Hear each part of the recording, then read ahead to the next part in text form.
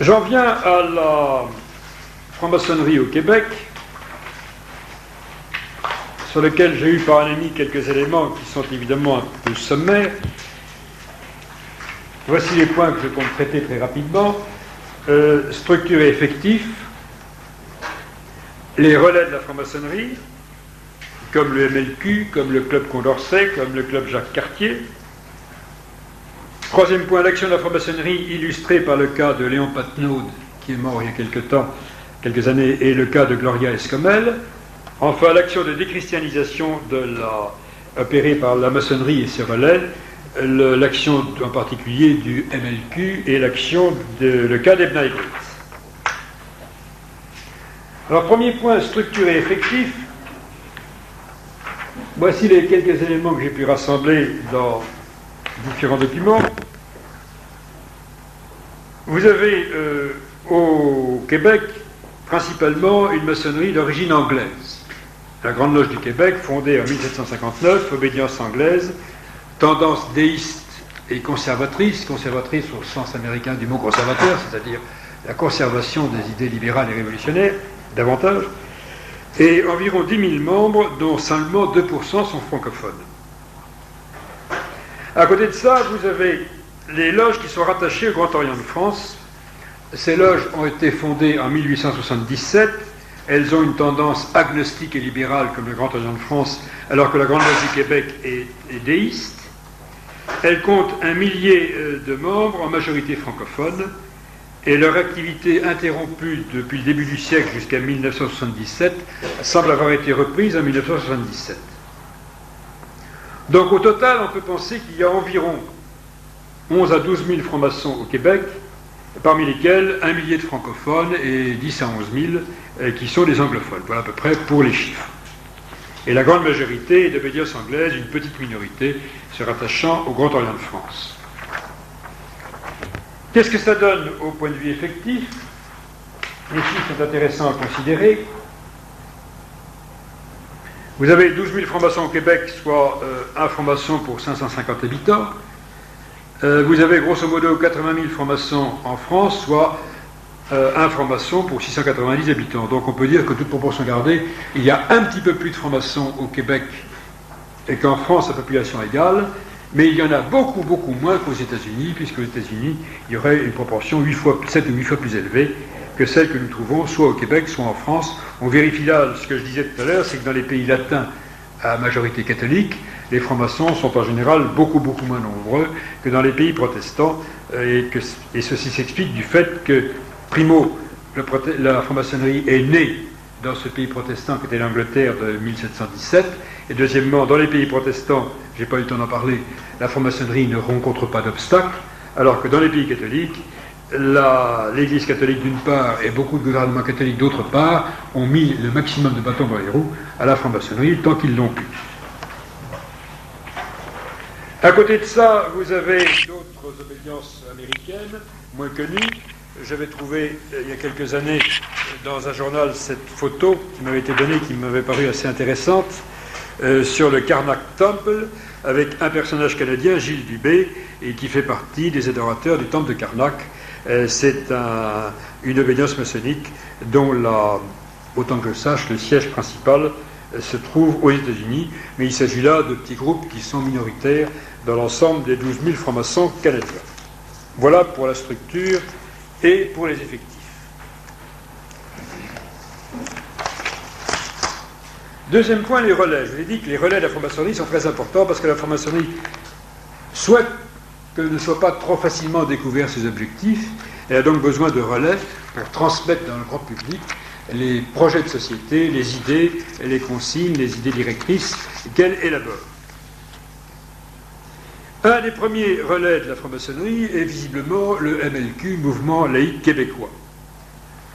J'ai eu un ami m'a passé une collection de revues du MLQ et j'ai repris, on voit assez fréquemment dans le bulletin laïcité du Mouvement laïque québécois, on voit assez facilement une réclame, qui est celle qui est à la partie haute du tableau, réclame disant compliment d'une loge maçonnique mixte et laïque de Montréal au Mouvement laïque québécois.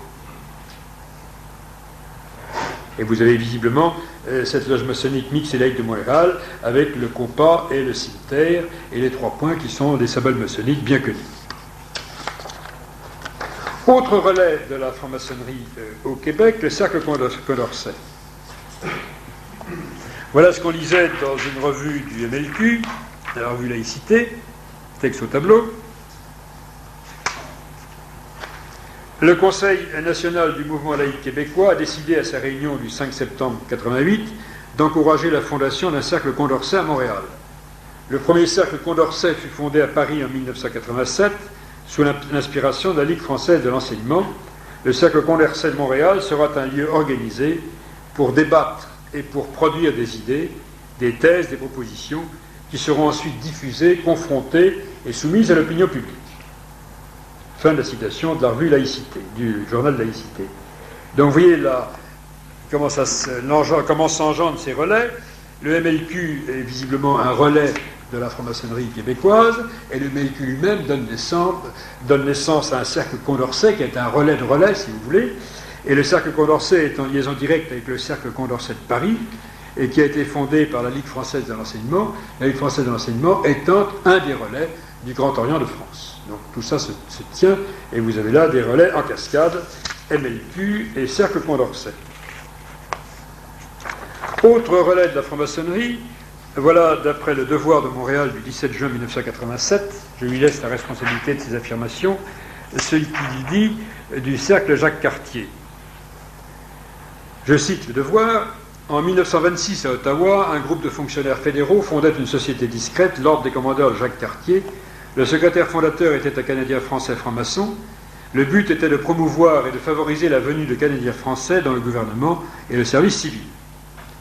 Ayant personnellement joué un rôle durant 15 années, de 1944 à 1959, au sein de cette franc-maçonnerie catholique et canadienne-française, Raymond Laliberté a reconnu son rôle, son importance et son influence. Il a fait d'ailleurs, je crois, un livre à ce sujet. Autrement dit, c'est pas moi, c'est le Devoir qui considère que l'ordre des commandeurs de Jacques Cartier est considéré par le journal Le Devoir comme étant une franc-maçonnerie catholique et canadienne-française.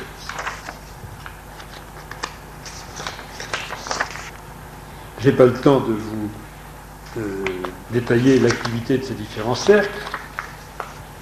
Et autre aspect de la franc-maçonnerie, avant de voir l'action de ces relais, voyons le cas de 2 personnalités maçonniques qui sont assez exemplaires dans leur ordre. Vous avez d'abord le cas de J.Z. Patnaud. Et voici comment il est présenté dans les revues dont j'ai eu la disposition. C'est le premier francophone originaire du Québec qui a été initié au Grand Orient de France au cours de la période contemporaine. La loge maçonnique reliée au Grand Orient de France a repris ses activités en 1977. Jean Patnaud a été l'initiateur en 1977 du Grand Orient du Québec. C'est un membre du mouvement laïque québécois, le MLQ. C'est l'un des fondateurs du cercle Condorcet, créé en 1988 par le MLQ. Vous voyez donc dans ces nouvelles de presse qui sont données dans différents journaux, en particulier dans la presse du 4 août 1989 et dans le journal Le Devoir du 17 juin 1987 et dans les fichiers centrales des entreprises, on voit qu'il y a une liaison étroite par la personne même de J.Z. Patnaud entre la franc-maçonnerie du Grand Orient française, la franc-maçonnerie du Grand Orient québécoise, le mouvement laïque québécois, MLQ, relais de ce Grand Orient, et le cercle Condorcet, relais du MLQ, et dont l'un des fondateurs a été le franc-maçon Patnaud. Tout ça, c'est tout à fait cohérent, c'est tout à fait concerté. Deuxième cas exemplaire de personnalité maçonnique, le cas de Gloria Escomel.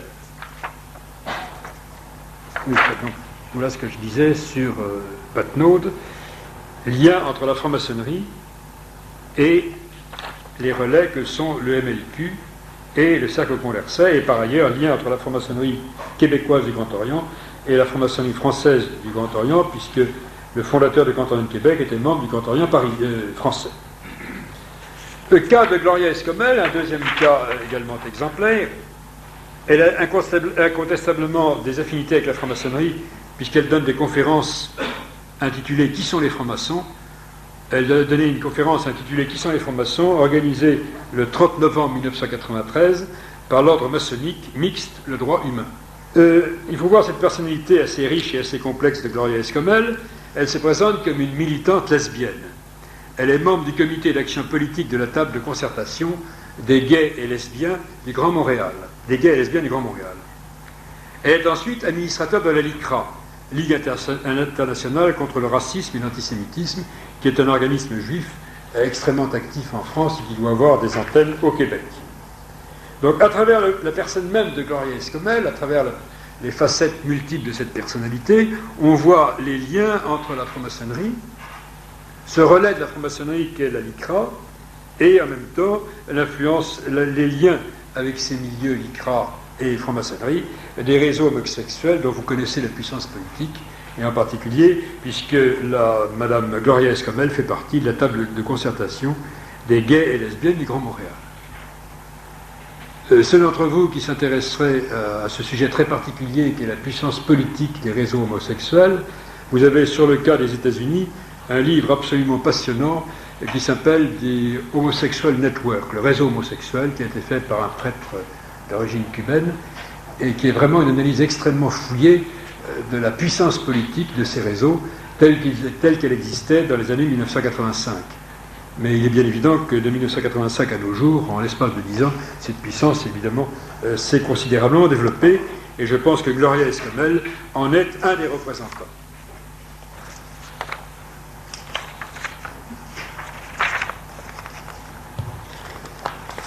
Quels sont les effets, les actions du MLQ dans le domaine de la déchristianisation? Je disais que le but de la franc-maçonnerie et de ses relais, bien entendu, était de décatholiciser le monde, et spécialement les pays catholiques, bien entendu. Alors, quand on regarde l'action du mouvement laïque québécois, on s'aperçoit que ces initiatives vont exactement dans ce sens-là. Le mouvement laïque québécois, pour prendre quelques exemples, a fait en 1989 une requête pour que soient enlevés les crucifix dans les tribunaux. Je n'ai pas pu savoir quel était le résultat de cette requête. En tout cas, c'est lui qui était à l'origine d'une requête pour que quelques restes de chrétienté qui survivaient encore au Québec, la présence de crucifix dans les tribunaux, qui est quand même une chose importante, ces résidus de chrétienté soient éliminés. Elle a également fait une requête, le MLQ a également fait une requête pour que soit aboli le serment sur des livres religieux. Il considérait que c'était contraire à la neutralité de l'État.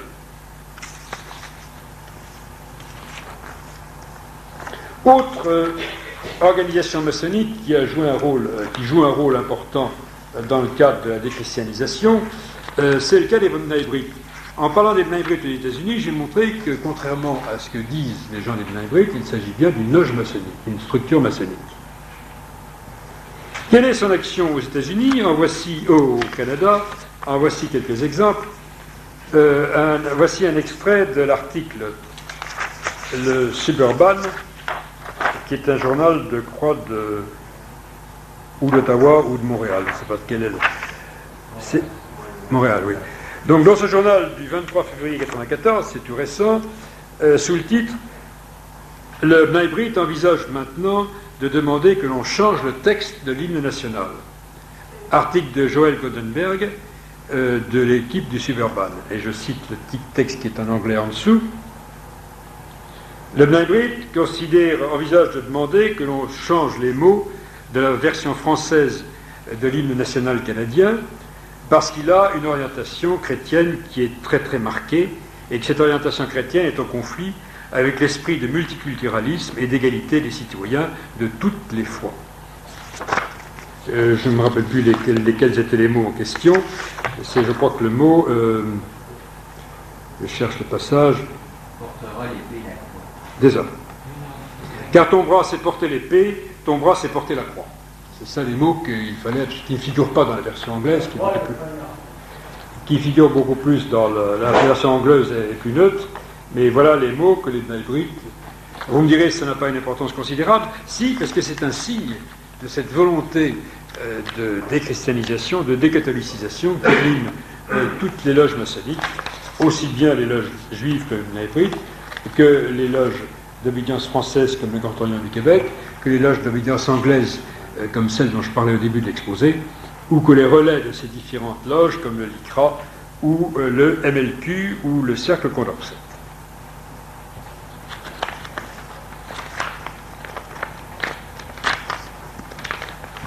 Voilà ce que j'ai pu trouver comme élément d'information sur le Québec. Ce n'est pas considérable, mais ça vous donne quand même une idée de cette action concertée que l'on retrouve dans tous les pays et qui est systématiquement la même, que ce soit en France, que ce soit en Italie, que ce soit en Espagne ou que ce soit aux États-Unis ou au Québec. Je termine et on passera ensuite aux questions en disant quelques mots sur ce qu'on peut envisager de faire contre la franc-maçonnerie.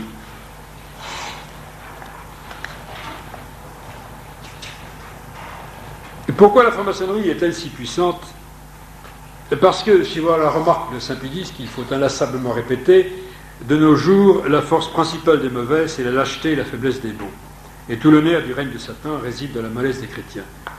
Remarque tout à fait fondamentale de Saint-Pédis, mais vous retrouvez, formulée différemment, la même remarque sous la plume de Mélanie Calvat, la grande bergère qui a vu l'apparition de la Salette en 1846.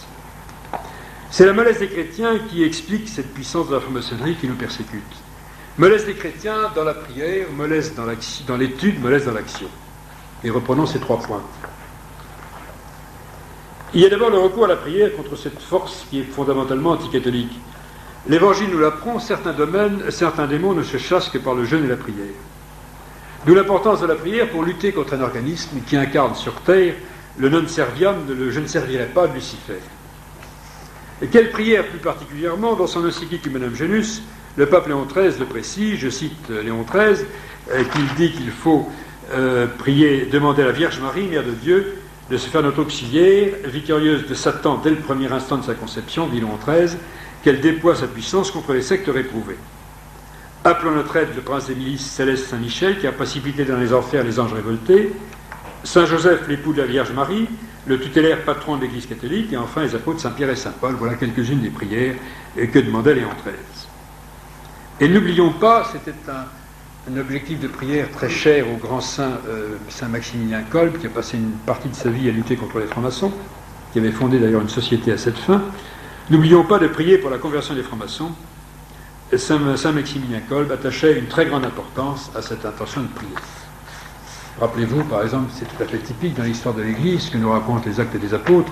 On peut penser que, du moins les pères de l'Église ont pensé, que si Saint Paul s'est converti, si Saint Paul, gigantesque persécuteur des chrétiens, est devenu l'apôtre des gentils, eh bien, on peut penser que c'était en bonne partie aux prières de Saint Étienne, au moment où il était lapidé. Et vous savez que quand Saint Étienne était lapidé, Saint Paul était jeune et gardait les habits de gens qui lapidaient Saint Étienne. Et bien, Saint Étienne a prié pour lui.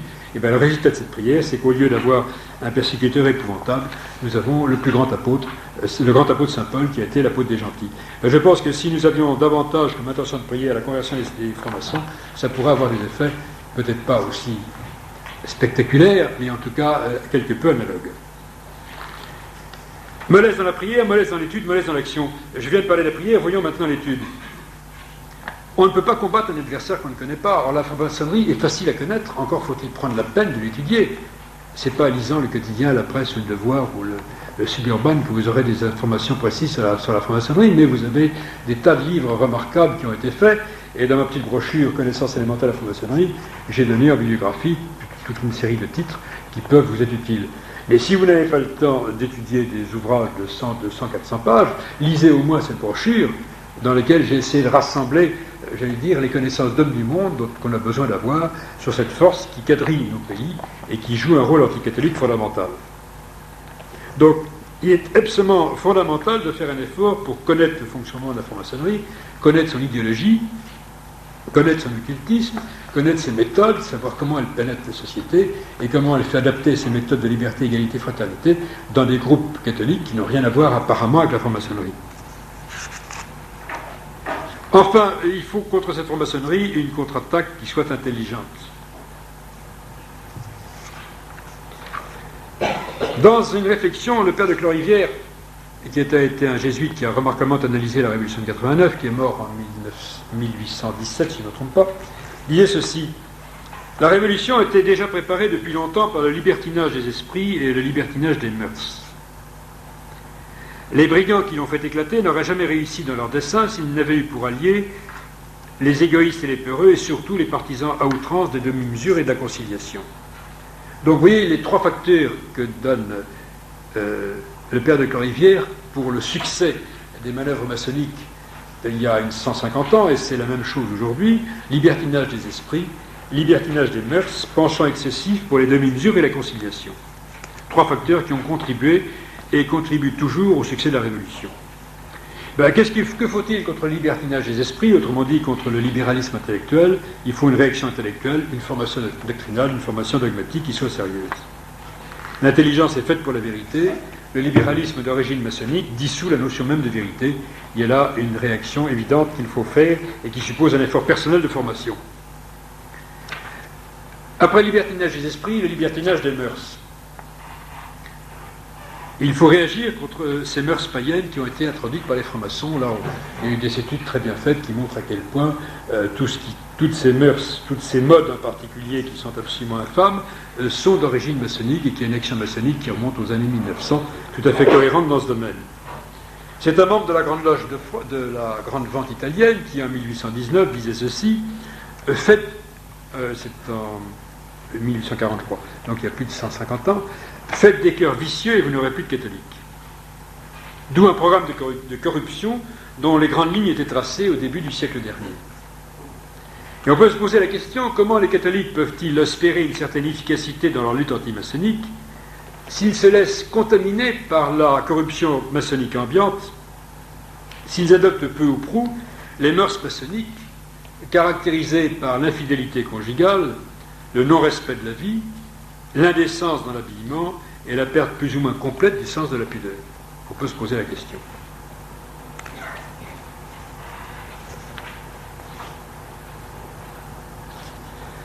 Enfin, dans cette lutte contre la franc-maçonnerie, il paraît essentiel de réagir par des organes d'éducation tendant à l'action qui soient adaptés au combat qu'on a amené. C'est ce que proposait l'écrivain Copain Bancelli, qui a passé 7 ans dans les loges maçonniques et qui en est sorti. Il disait ceci: si la franc-maçonnerie est un organisme d'éducation tendant à l'action, à la lutte, à la guerre intellectuelle, c'est par la création d'organes analogues que nous avons chance de lutter contre elle. Fin de la citation. Comprenant ce que veut cet ancien maçon, il ne s'agit pas de copier les méthodes maçonniques, il ne s'agit pas de se laisser entraîner sur un terrain qui n'est pas le nôtre. Que fait la franc-maçonnerie? Elle se situe à l'avant-garde du combat des idées, elle propose des modèles de société et elle les fait passer sous forme de consensus. N'est-il pas urgent de la contrer sur ce terrain, d'opposer doctrine à doctrine, une doctrine de vérité à son idéologie fumeuse, et de ne plus encourir ces reproches que Jean Jaurès adressait aux députés catholiques en 1905 lors de la loi de séparation? Je n'ai pas le temps de vous lire le texte de Jean Jaurès, mais il leur reprochait de ne pas s'être opposé aux manœuvres maçonniques de la loi de séparation sur le plan des principes et d'avoir uniquement chicané sur des détails. Une école de préparation à l'action, une école de préparation à l'action idéologique au service du droit social catholique, c'est ce que requiert au premier chef la situation des pays catholiques d'Europe qui sont maçonnisés, et c'est un peu ce que nous essayons de faire dans notre groupe d'action familiale et scolaire. Enfin, il faut mettre à ce combat contre la franc-maçonnerie une certaine passion, c'est peut-être l'élément qui manque le plus, on ne fait rien sans passion.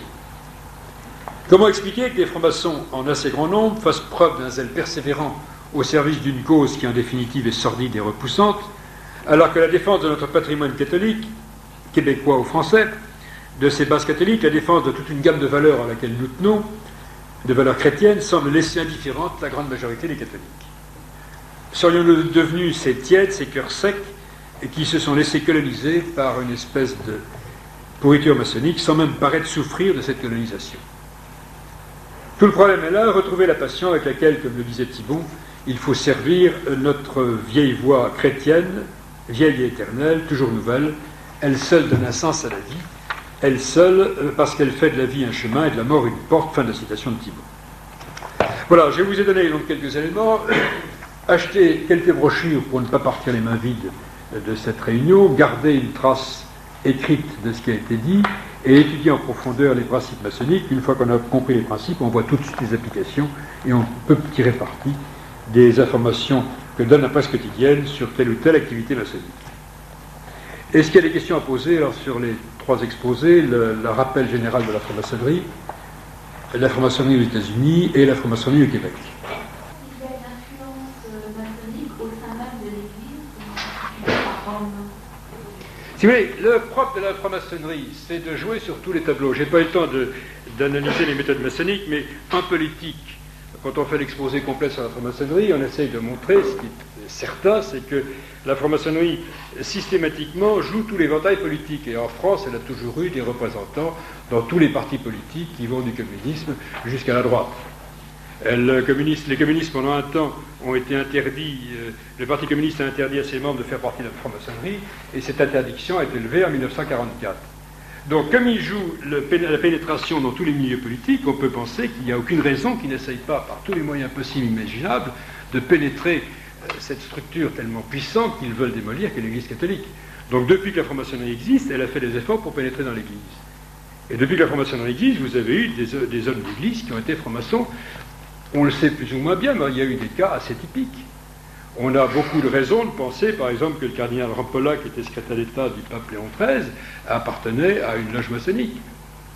On sait que Monseigneur Annibal Bugnini, par exemple, qui a été longtemps le patron de la réforme liturgique, et qui du jour au lendemain a été démis de ses fonctions et expédié prononce en Iran, il a reconnu que, il a toujours affirmé qu'il n'était pas franc-maçon, mais il a reconnu que s'il avait été expédié comme prononce en Iran et vidé de ses fonctions du jour au lendemain, c'est parce qu'il a des accusations de maçonnerie, d'appartenance à la maçonnerie, avaient été déposées sur le bureau du pape. Donc il y a certainement des francs-maçons dans la curie, il y a certainement des francs-maçons dans le personnel de l'Église, parmi les prélats et les prêtres. C'est une chose normale. La franc-maçonnerie est faite pour pénétrer des milieux, elle pénètre l'Église comme elle pénètre les autres milieux. Alors quels sont-ils? En général, on ne le sait pas et on le sait mal, et ça n'a pas d'ailleurs une extrême importance, parce que ce qui importe de détecter beaucoup plus que l'appartenance d'une personne à la maçonnerie, c'est l'adhésion d'une personne à l'idéologie maçonnique, et surtout l'adhésion d'une personne à l'idéologie libérale. Alors, pour savoir qui fait partie de la franc-maçonnerie à l'Église, je vous dis, c'est très difficile de le savoir, parce que autant il est facile de repérer l'action maçonnique, autant il est facile de repérer l'idéologie maçonnique, autant il est difficile de savoir si Pierre-Paul Joulo-Jacques est effectivement membre de la loge maçonnique. On ne peut le savoir que s'il l'affirme lui-même, ou si on trouve des documents qui sont convaincants. Alors, de temps en temps, on voit dans les revues catholiques des listes de prélats francs-maçons. Et visiblement, en général, ces listes de prélats francs-maçons qui paraissent dans les revues catholiques résultent de manœuvres d'intox faites par les francs-maçons eux-mêmes. Ils font circuler des listes de membres de la curie appartenant à la franc-maçonnerie, dans lesquelles ils mettent des gens qui, ouvertement, ne peuvent pas être francs-maçons. Ces listes sont pieusement recopiées dans certaines revues de droite, et à ce moment-là, les francs-maçons reviennent à la charge en disant « Vous vous moquez du monde, il y a monsieur un tel ou monseigneur un tel qui est sur la liste, il est impossible qu'il soit franc-maçon. » Et ils discréditent par ces manœuvres d'intox l'idée qu'il puisse y avoir des francs-maçons dans la curie. Donc il y a certainement des francs-maçons dans les milieux d'église, il ne peut pas en être autrement, ça a été le cas dans toutes les époques depuis les 2 siècles derniers. Nous ne savons pas qui c'est, et n'accordons pas trop de crédit aux listes qui peuvent circuler, parce que c'est très difficile de savoir, sauf révélation très particulière, si Pierre-Paul Joulo-Jacques appartient effectivement à la maçonnerie. Par contre, la pénétration des idéologies maçonniques, du libéralisme, ça c'est une chose qui peut se suivre à la trace et qu'il est facile de combattre.